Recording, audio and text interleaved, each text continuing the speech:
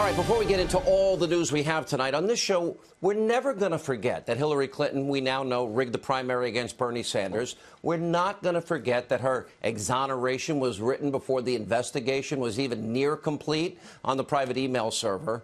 We're not going to forget that a phony dossier bought and paid for by Hillary Clinton with Russian lies was used to get a FISA court warrant against Carter Page, even though the FBI never verified the information.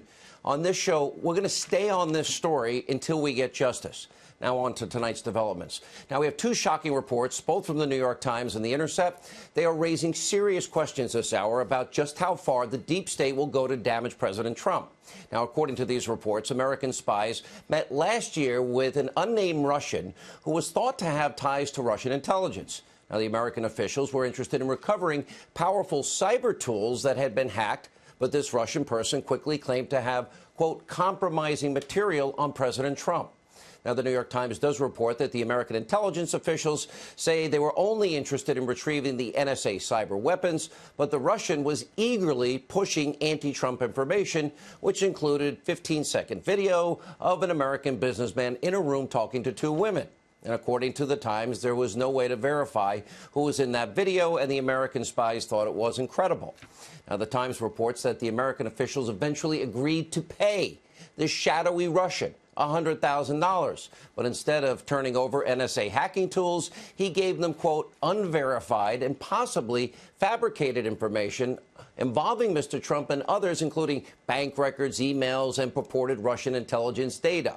Now, the $100,000 was supposed to be the first installment of $1 million that they were going to pay out, which was down from $10 million that the Russian originally was asking for. Now, the Times also notes that since the phony anti-Trump dossier, authored by Christopher Steele, came out last year, there have been at least 4 Russians with espionage connections, and they have tried to sell damaging information to political operatives, spies, and investigators. And also, according to the Times, remember Cody Shearer, longtime Clinton ally, who would write a second fake news dossier, quote, he has been crisscrossing Eastern Europe for more than 6 months to secure the purported compromat, which means compromising material, from a different Russian. So there's a lot of information to take in here. Let me try and connect these dots for you. U.S. intelligence officials paying $100,000 to a Russian with purported ties to Moscow ends up giving them unverified, possibly fabricated anti-Trump information. Now, where that information is, who has that information, we don't know. Now, the CIA tonight is strongly denying the information being reported by the New York Times and The Intercept. And the NSA reportedly declined to provide a comment to The Intercept. And on top of all of this, we're also learning that at least 4 other Russians have been shopping around compromising information. By the way, I thought they liked Trump.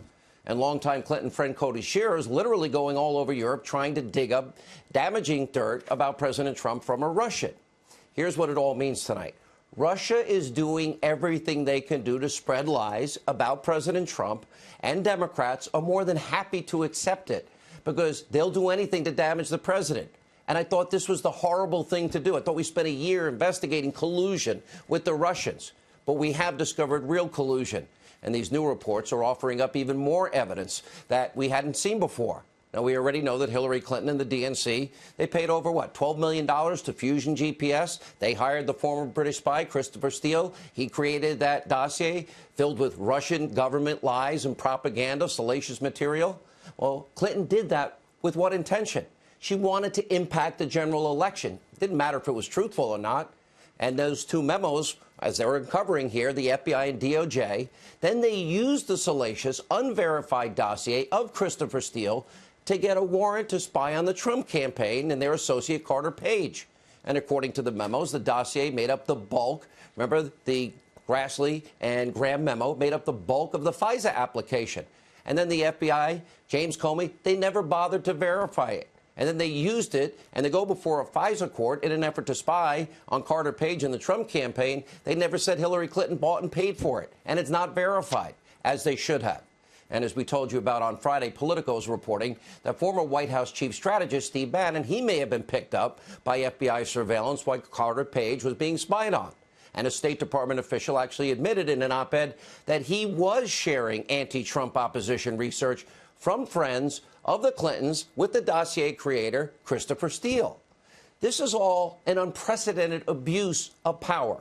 The Constitution is being shredded before your eyes. Civil liberties are being severely violated. Remember the Fourth Amendment protection against unreasonable search and seizure? And yes, in spite of what the media is telling you and downplaying, it is bigger than Watergate. And as we have been reporting, a lot more information is coming out every day. Now, take a look at the side of your screen. Think this is a small scandal? So far, 14 officials at the DOJ and the FBI have either been fired, reassigned, demoted, or quit. They want to get out of there. And there are a lot of others who are involved in what is being exposed. But simply being moved around the bureaucracy, that's not going to be good enough. That's not going to solve the problems. All of these officials, they all need to be investigated, and those that are guilty, prosecuted to the fullest extent of the law so this never happens again. Also new tonight, Senator Grassley and Senator Graham of the Senate Judiciary Committee, they're now demanding answers from President Obama's former national security advisor, Susan Rice. Now, they discovered a partially unclassified email that she actually sent to herself on President Trump's inauguration day. And Rice, through this email, appears to document a January 5th, 2017, Oval Office meeting between President Obama, former FBI Director James Comey, and former Deputy Attorney General Sally Yates regarding Russian interference in the 2016 presidential election. In her email, Rice notes that President Obama apparently told Comey and others to handle things, quote, by the book. Really? And Grassley and Graham are struck by the context and the timing of this email, and they have now sent out a series of questions for Rice to answer by February 22nd. Now, while Republican memos are providing damning facts and evidence about deep state government corruption, well, the Democrats, they're desperately trying to cover up the truth. They never wanted you to see this information, and they're trying to change the narrative. They put out their own counter memo, and on Friday, President Trump sent the Democrats' memo back to the House Intelligence Committee with a letter explaining why. Because it contained classified sources and methods that could jeopardize national security. And, of course, the media predictably ignored all of these facts, and they're attacking President Trump for being anti-transparency. But, of course, we know they're lying.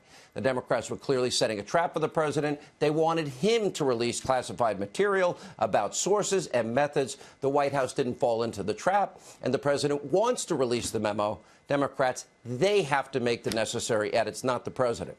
Now, remember, the Republican memo did not contain classified information. It did not reveal sources and methods. So why can't the Democrats play by the same rules? Because the facts aren't on their side. And for rigid left-wingers in this country and members of the media that are complicit, that are claiming this is, all a plan to block the Democratic memo, not at all. I say release that memo. They clearly didn't read the White House letter or listen to the House Intelligence Committee chair, Devin Nunes. And Nunes is saying, like we're saying, that he wants the memo released. I want it released. Take a look. We actually want the Democratic memo out. We think it's ridiculous on the face of it. We think it's very political about how they attack myself. They attack Chairman Gowdy. They turn Carter Page into some super secret Russian spy. They talk about how Christopher Steele is a really, really good source when we know that he lied to the FBI. So we want this out. We don't know why they're not in this weekend redacting it so that we can get it back to the White House so the president can declassify it.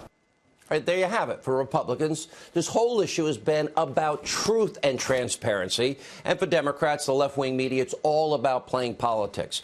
We're going to have more on that in a moment. But first, the Winter Olympics in South Korea began late last week, but not without some controversy. Now, after Friday's opening ceremony, well, members of the echo chamber swung into full gear to heap praise on a woman named Kim Yo-jong, who just happens to be the director of propaganda for the rogue dictatorship in North Korea, and the sister of one of the most brutal, oppressive dictators in modern history, Kim Jong-un. That didn't stop the mainstream media from fawning all over Kim Yo-jong for showing up at the opening ceremony, shaking hands with the South Korean president, and calmly watching the opening procession. CNN, fake news, the whole network, they ran this headline, quote, Kim Jong-un's sister is stealing the show at the Winter Olympics. And Reuters led with the caption, quote, North Korea heads for diplomacy gold medal at Olympics. And not to be outdone, the New York Times writes, Kim Jong-un's sister turns on the charm, taking Pence's spotlight. And the New York Times also tweets, without a word, only flashing smiles, Kim Jong-un's sister outflanked Vice President Mike Pence in diplomacy. And the Washington Post, not to be outdone, called Kim Jo-young the Ivanka Trump of North Korea. Of course, this glowing coverage continued on TV. Take a look. Athletes from the North and South Korea marching on the same team, waving reunification flags. More history just a few seats away. Kim Jong-un's sister, right there, behind the vice president. She's on hand for the Olympics as well. In a historic moment, South Korean President Moon Jae-in shook the hand of Kim Yo-jong, the sister of North Korean leader Kim Jong-un. The sister of Kim Jong-un shook hands warmly with the South Korean president in the VIP box at the Olympic opening ceremonies. But North Korea is stealing much of the limelight. Kim Jong-un's sister landed at Incheon Airport earlier today. 3 days of the world's media running after the sister of North Korean leader Kim Jong-un.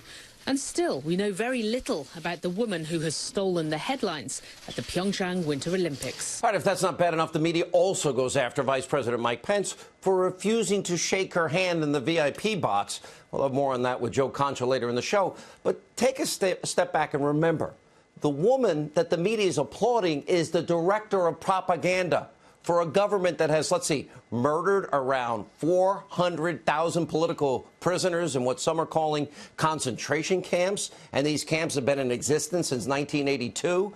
And as we speak, between 80,000 and 120,000 people are still imprisoned in those camps, including men, women, and even children. And according to a 2014 United Nations report, well over 200,000 people from around the world have simply disappeared, never to be seen again inside of North Korea. And don't forget, there are 3 Americans currently being held hostage in that rogue state.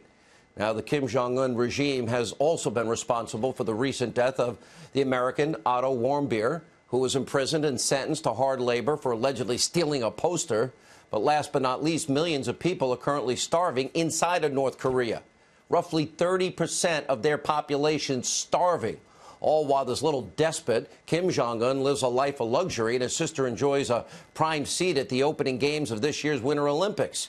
And despite all of this, the mainstream media continues to praise Kim Yo-jong. Now, it's pretty disgraceful, but we shouldn't be surprised. It was the same mainstream media that praised, of course, President Clinton for saying his nuclear agreement with North Korea. That's a good deal for the American people. They'll never get nukes. Well, that didn't work out. And if you don't learn from the past, you're doomed to repeat it. And that's why the media is a sad and despicable broken record. And finally tonight, speaking of bad plans, remember the plane loads of $1.7 billion in cash and other currencies the Obama administration stupidly gave the Iranian mullahs chanting death to America in Tehran? Well, now we're finding out that the rogue regime is using a lot of that money. Washington Times reporting that the U.S. government has now been able to trace some of the money given to Iran and determine that Tehran is using it to fund the terrorist group Hezbollah.